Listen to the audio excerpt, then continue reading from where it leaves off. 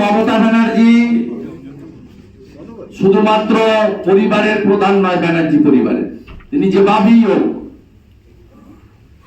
মুসলিমদের খেপিয়ে গণনা কেন্দ্রে চুরি করে যেভাবে হোক মুখ্যমন্ত্রী হয়ে গেছেন, আমার কাছে হারার পরেও।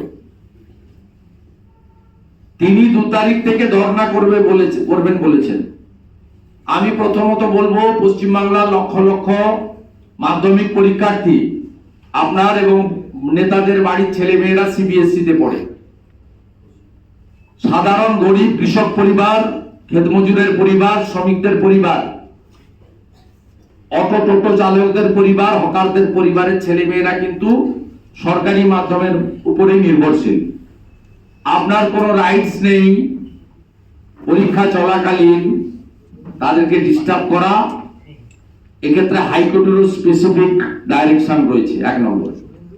দ্বিতীয় হচ্ছে, আপনি যদি তারপরেও গাজওয়ারি করে এটা করেন, পাল্টা ধর্ণার মুখোমুখি আপনাকে হতে হবে। পাল্টা ধর্ণাতে বহু ইস্যু রয়েছে, যেখানে বাংলার মানুষকে আপনি শুধু চুরি দুর্নীতি নয় বঞ্চিত করছেন। কেন বাংলাতে আয়ুষ্মান ভারত চালু হয়নি? কেন বাংলাতে প্রধানমন্ত্রী ফসল বীমা যোজনায় ক্রপ ইন্স্যুরেন্সের সুযোগ কৃষকরা পাচ্ছেন না? কেন বাংলাতে নতুন 75 লক্ষ উজালার নতুন কানেকশনে একটাও কানেকশন এন্ট্রি হয়নি?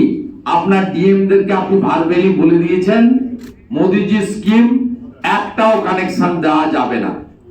তাই ধর্ণা হলে পাল্টা ধর্ণার মুখোমুখি হওয়ার জন্য প্রস্তুত থাকুন, কিন্তু আমি বিরত হতে অনুরোধ করব পরীক্ষার্থীদের সাথে।